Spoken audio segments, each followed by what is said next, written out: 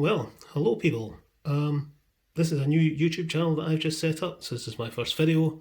So it's not going to get very many views, no subscribers, etc. But we'll see what happens. This is my double low gauge Hornby layout. I used to have a model railway years and years and years ago, back in the 70s when I was a little boy, and it all got packed away.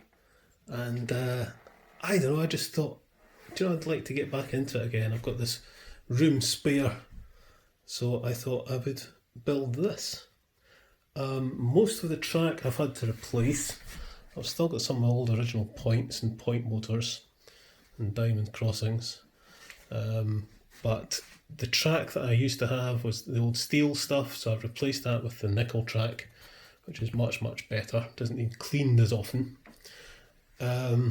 And I've had to replace some of the points. I've got 13 points in this layout, all of which are wired up, and I bought a new controller. I'm just going DC at the moment.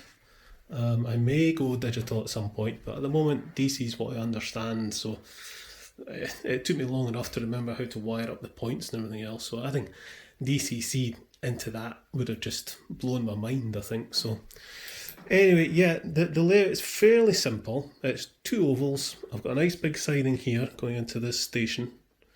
I've got a return loop on the inner oval, so I can turn the trains around. And I've got a third loop, which comes around there, and it connects the inner loop with the outer loop. And it all seems to be working okay. I've got a couple of issues with a couple of the points, and a little bit of current drop off here and there, but that's what you always get with a DC layout. It is wired with two buses and droppers coming down from various points in the layout, so I've done what I can. The landscaping that I'm doing is basically the baseboard is built up with sheets of polystyrene. You can see there, and I've plastered over it, painted it, and I'm in the process of adding flock and static grass and building this road here, which is actually built out of black plasticine. Got two stations, main one there and this other one here. So let's look at some of my trains. So this is my oldest train. This is a Cardiff Castle. This is a Meccano Hornby Triang from the 1960s. I recently restored all the paintwork. It still works exceptionally well. Let's just pull out the siding.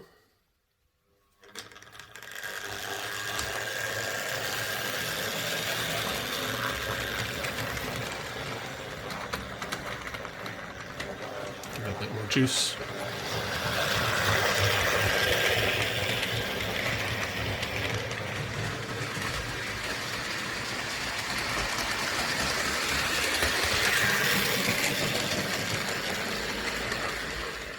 So that's my little Cardiff Castle, very quiet running, very smooth, and a real treasure from my childhood, to be honest. What else we got? We've got a little DMU here. Now I bought this recently off eBay. Let's see if I can bring it out. Wrong way.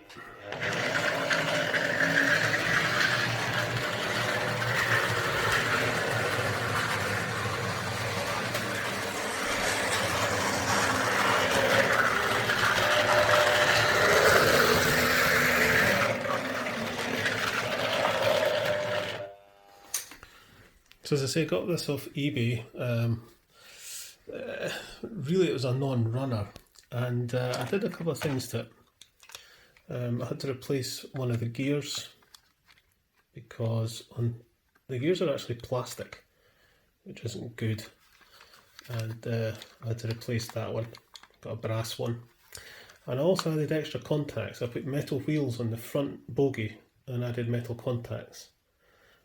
Because being powered with this bogie alone, it would stop on diamond crossings.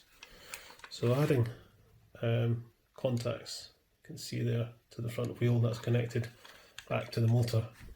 It now runs very nicely actually because of those extra contacts. I've also added in some card into the gangways there. I might add a bit more. Come on, focus. because the gap was huge, and I know there's these sort of concertina things you can get, but they're hopeless. Believe me, don't buy them, they're absolutely useless. So yeah, I mean, that's quite nice. This is another one of my locomotives. It's a little Hornby Ivet class. When I took this out the loft, it was not working. It actually took a lot of servicing to get this thing going again.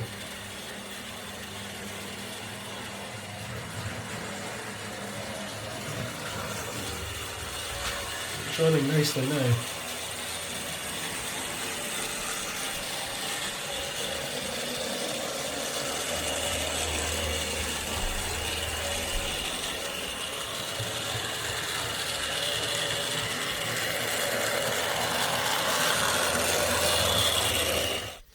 And then there's this little chap, little LMS Ginty tank engine. This is, again, it's a Wren engine from the 1970s. And it runs okay,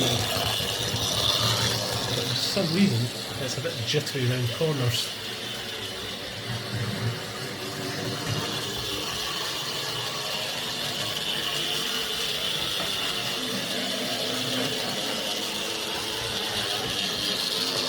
There.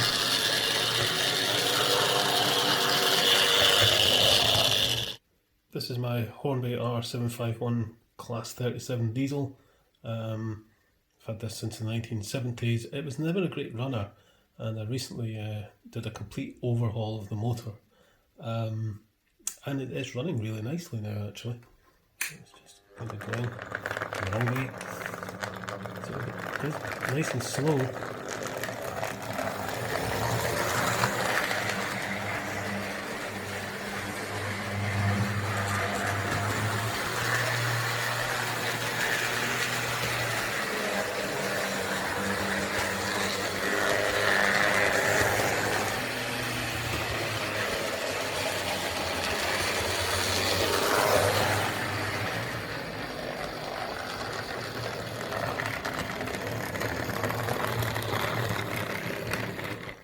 And then lastly, there's my Flying Scotsman.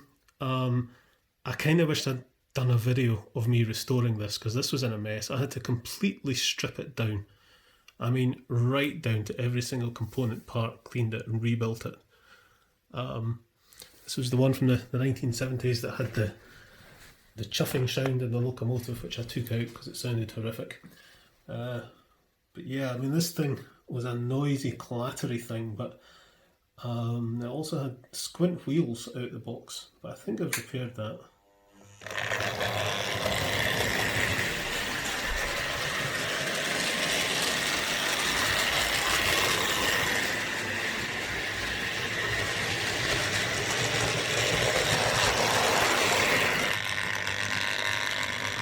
So there we go, there's my double O gauge layout.